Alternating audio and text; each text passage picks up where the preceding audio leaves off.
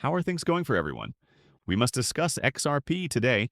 To tell the truth, I may have been entirely mistaken about Jake Clever's audacious forecast. According to him, 3 to 4 digit prices may be in store if XRP ETFs launch simultaneously. Yes, you heard correctly. We're discussing the possibility that XRP will reach $100, $200, or even $1,000. Furthermore, he believes that all of this might occur by the end of 2025. Before you believe I've gone crazy, allow me to explain what is true in this situation and demonstrate how we could genuinely achieve even that 3-digit pricing threshold. Using only the hard data that we currently have, I will take you step by step through this process. Folks, this is where it gets really fascinating. Currently, there are just 5 billion XRP remaining on the exchanges. Just to reiterate, there are only 5 billion XRP accessible for trade. As they did with Bitcoin, I now believe the SEC will authorize the simultaneous launch of all XRP ETFs. Naturally, until the government chooses to reopen, it doesn't appear like they will all be opening at the same time. However, if that occurs, it is likely that all of these ETFs will be approved on the same day. As of right moment, we are aware that one ETF will launch on Thursday. The others, it appears that they will begin rolling out one after the other during the course of next week and the weeks that follow. The problem is this. This shortage of supply has been confirmed by several sources. Only 5.1 billion XRPs remain on exchanges, according to Grok. VT also attested to it. BitGo recently experienced what is referred to as a rogue script that has been flooding the ledger with unsuccessful transactions. Because, get this, they actually ran out of XRP in their account. Others claim that other exchanges haven't revealed this yet, but in reality, they are also out of XRP. I want to limit myself to what we now know for sure because that is still conjecture. This is where things really start to go crazy. One of the largest financial firms in the world, JP Morgan, projects that XRP ETF inflows might reach $8 billion in the first year alone. Take a moment to consider this. Only 3 to 5 billion XRP are genuinely available on exchanges, and we may have to spend up to $8 billion chasing them. This is creating the conditions for what may turn out to be the mother of all supply shocks, driving prices well above what they are at the moment. According to the rate at which this institutional capital begins to flood in, XRP may actually trade between $20 and more than $100. We're talking at least 2 figures this year. In their analysis, JP Morgan only made reference to institutional demand. However, they are ignoring the following. Massive retail FOMO will start to set in at the same moment that XRP begins to break through. You understand exactly what I mean. Many are currently on the sidelines, waiting for XRP to start gaining traction before making an investment. Don't want to tie up my money right now is a common statement made by these same individuals. First, let me see where XRP goes. Before I make a purchase, I want to wait and see if the price drops. Then, all of a sudden, XRP begins to soar, and everyone is compelled to own this cryptocurrency out of sheer fear of losing out. And you know what? Time and again, they are prepared to pay more to obtain entry. Let me make a very essential clarification. Grok affirms that in order to offer direct exposure to the spot price of XRP, spot XRP ETFs must contain the actual underlying cryptocurrency, or XRP asset. Because of this, spot ETFs are entirely distinct from futures-based or leveraged XRP ETFs, which only employ contracts and derivatives without actually owning any XRP. The real asset must be held by each and every one of these spot ETFs. Spot ETFs are therefore extremely important to the price of XRP. When someone said, well, there's already a futures XRP ETF, do you recall that? Those don't actually affect the price of XRP. However, spot ETFs, indeed they do. And I wanted to be really explicit about that. We're not finished yet, though. Massive quantities of XRP are also being locked away by Flare. They have already earned 60 million FXRP.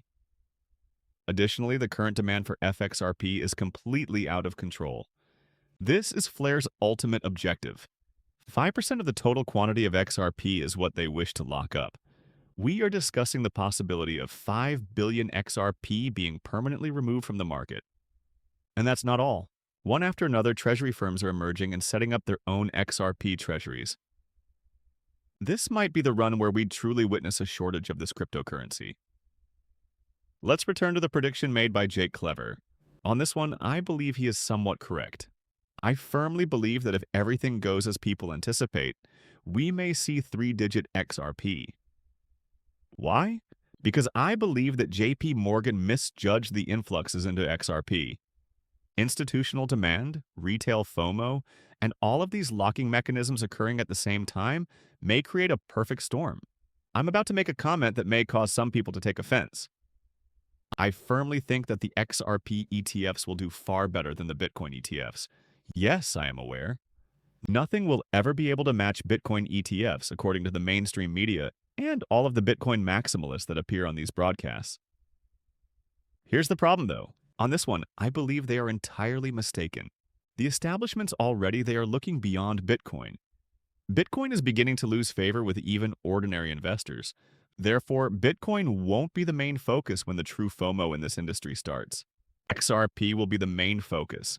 Speaking of forecasts, it's possible that David Schwartz recently unintentionally revealed the true price objective for XRP.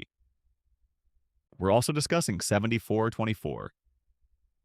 David Schwartz posted exactly this. I owe a debt of 74.24 to Agent Smith from The Matrix, Hugo Weaving, for recording my new voicemail greeting. Now, David is known for speaking in riddles and occasionally giving away cryptic clues. Immediately, people began to speculate that he was revealing the target price for XRP in the future. However, in all honesty, I believe that this was just David being David. He likes to play tricks on us, you know. Let me briefly return to Jake Claver's prediction before we continue. As more and more institutional money continues to pour into those ETFs month after month, I believe that the four-digit XRP price I indicated earlier, which I completely neglected to break down, is more likely to occur in early 2026. But if the demand is as crazy as I believe it will be, there's a good chance we might see three-digit XRP before the end of 2025. Numerous sources have attested to the fact that numerous institutions are currently waiting to invest in these ETFs. When things start this Thursday, we'll know just how much demand there is. People aren't discussing this important topic enough. Charles Hoskinson, the founder of Cardano, recently stated that ADA is stalling XRP's ISO 2022 compliance. Charles is the source of this.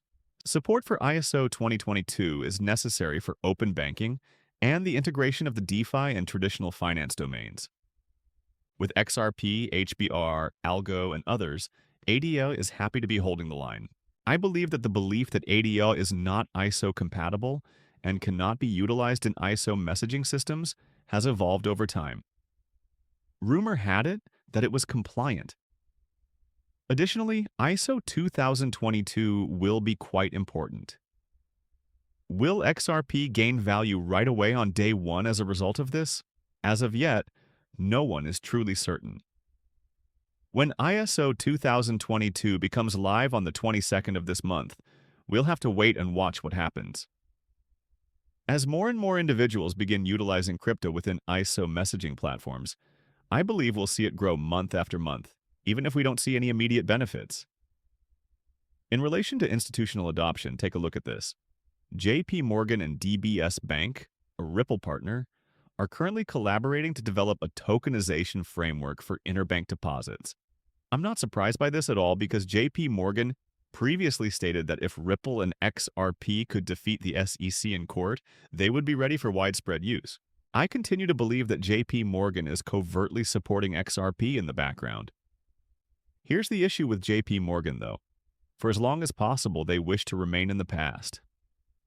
Since they are profiting greatly from the current system, they wish to maintain it in place.